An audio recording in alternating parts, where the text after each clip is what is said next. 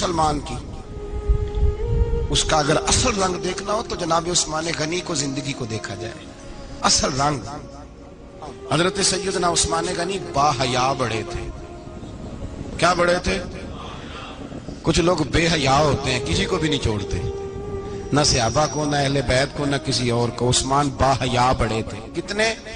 حضرت عائشہ صدیقہ فرماتی ہیں، مشکات میں مسلم میں موجود ہے، آپ فرماتی ہیں نبی پاک بیٹھے تھے تو حضور کی نا پنڈلی مبارک، مرد کے لیے حکم ہے ناف سے گھٹنے تک چھپا کے رکھے. پنڈلی ننگی ہو بھی جائے نا یہ پنڈلی تو اس کی اجازت ہے شریعت میں مرد کے لیے. فرماتی ہیں اللہ کے محبوب لیٹے ہوئے تھے اور حضور کی طامت پنڈلیوں سے تھوڑی اونچی تھی.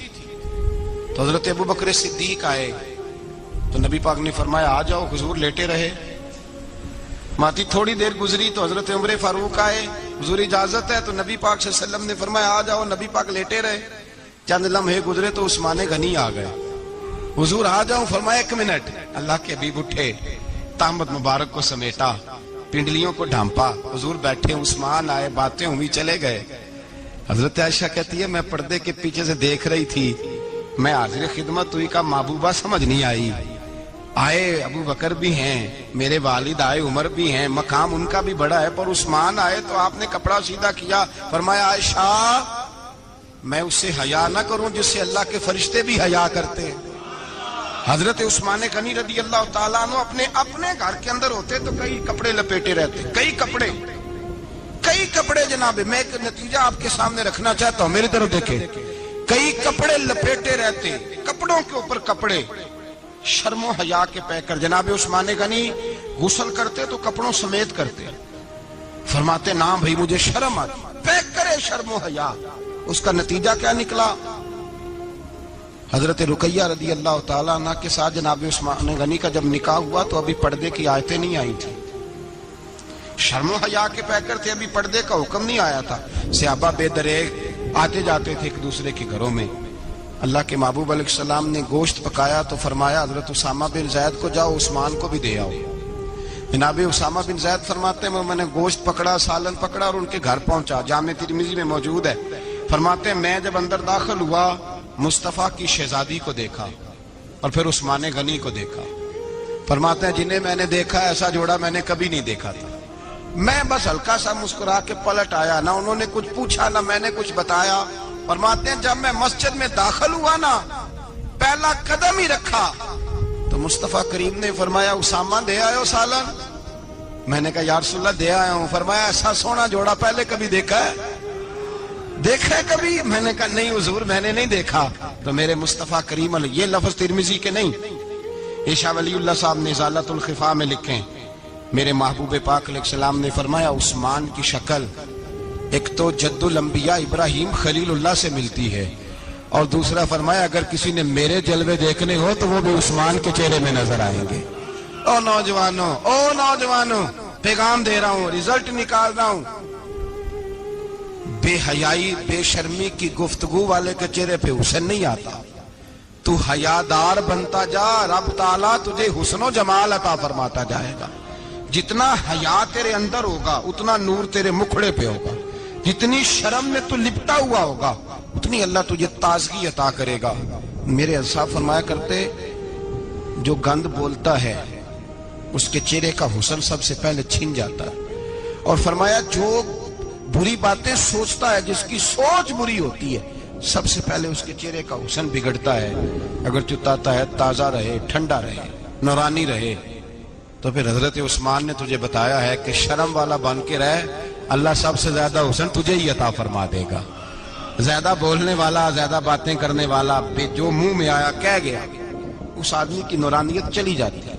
اگر لوگ وہ کریموں سے نہیں آتا اور نائی کے پاس بیٹھ کے چہرے پہ روز نیا ڈیزائن، نئی لکیر بنوانے سے حسن نہیں آتا. حسن شرم و حیا سے آتا ہے. یہ جو ہم عارضی حسن خرید کے لاتے ہیں نا 4 پیسے کا، یہ ماند نہیں پڑتا، یہ تباہ کرتا ہے اور یہ تباہ ہو جاتا ہے. کچھ لوگ ایسے ہوتے ہیں، کچھ لوگ جن کے پاس بیٹھنے کو اتنا دل نہیں کرتا جتنا ان کا چہرہ دیکھنے کو دل کرتا ہے. ان کے پاس بیٹھنے کو بعضوں کا دل کرتا ہے کہ بس نہ ذرا. اور طبیعت آج میں ہو کے آیا ہوں استاد حاجی صادق صاحب رحمۃ اللہ علیہ. میں نے ان بزرگوں کو دیکھا ہے، ہم نے نظر بھر کے آنکھوں میں آنکھیں ڈال کے تو بڑا کم دیکھا ہے. ہم چوری دیکھا کرتے تھے. چوری میں ویکھاں تے میرا یار نہ ویکھے، تے جے میں نام ویکھاں تے او ویکھے۔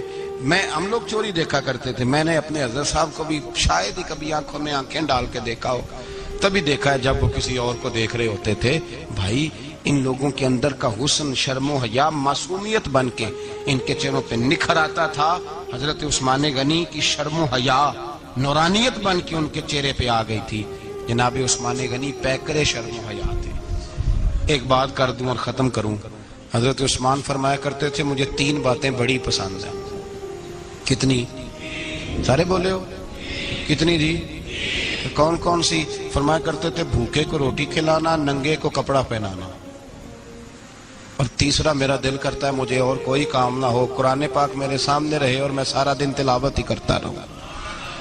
3 باتیں پسند تھی، بھوکے کو کھانا کھلانا، ننگے کو کپڑا پہنانا، اور یعنی روٹیاں بانٹتے رہتے تھے، سوٹ بانٹتے رہتے تھے، یہ مزاج تھا۔ فرماتے تھے میری پسند ہے، اور تیسرا میرا دل کرتا ہے کہ قرآن مجید پڑھا رہے اور میں۔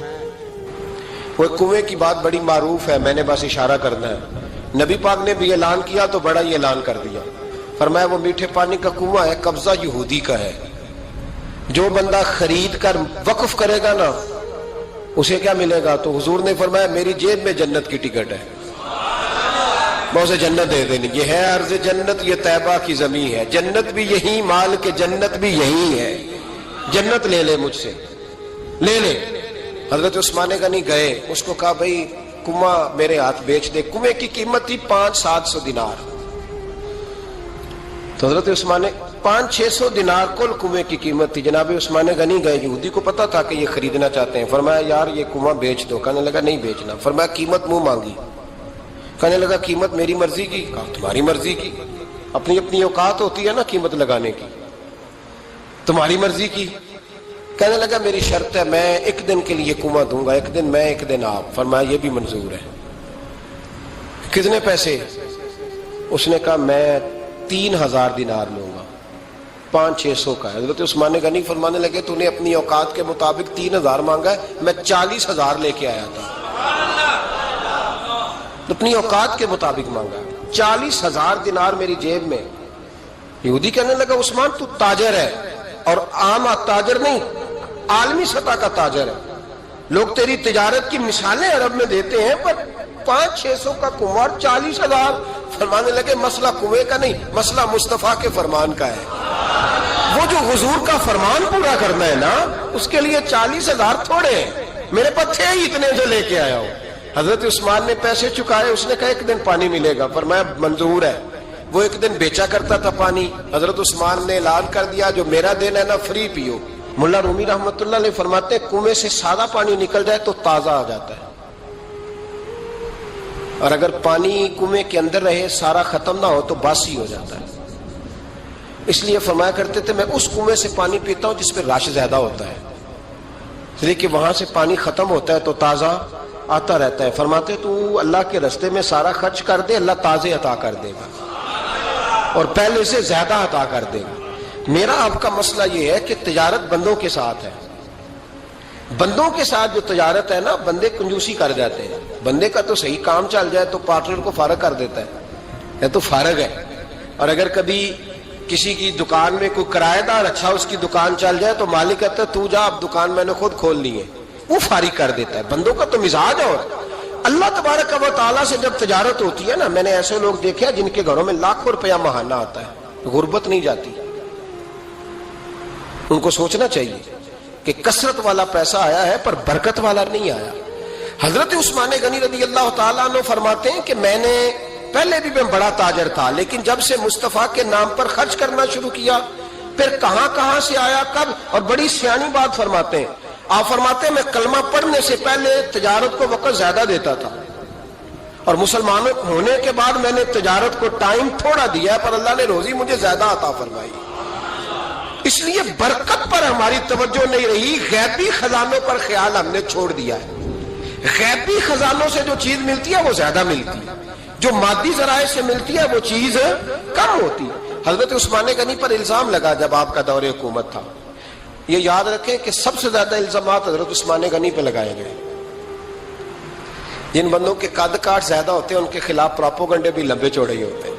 یہ بڑی بات یاد رکھنا. کہا گیا کہ حضرت عثمان لوگوں کو نوازتے بڑا ہے, بڑا دیتے ہیں حضرت عثمان غنی. تو حضرت عثمان غنی فرمایا کرتے تھے حکمران تو میں آج بنا ہوں تو میں تو پہلے بھی بڑا دیتا تھا, وہ کس خزانے سے دیتا تھا؟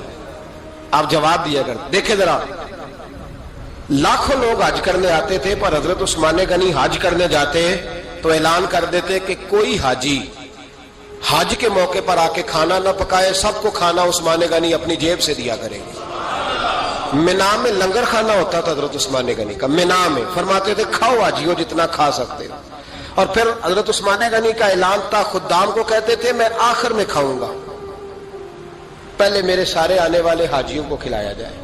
ایک مجھ سے نا ایک دوست نے سوال پوچھا 4-5 دنوں کے. کچھ سوال ایسے ہوتے ہیں جو بندے کو نا چوراہے پہ لا کے کھڑا کر دیتے ہیں, زندگی میں نہ بھولنے والے سوالات ہوتے ہیں. ایک شخص نے سوال پوچھا, کہنے لگا اوکاڑے دینی اور مذہبی گھرانہ ہے, اوکاڑے سے تعلق ہے, میرے ساتھ محبت کا رشتہ ہے. کہنے لگے بیٹی کی شادی کر دی ہے راولپنڈی میں. آپ کی بھی بیٹیاں ہیں, میری بھی بیٹی ہے.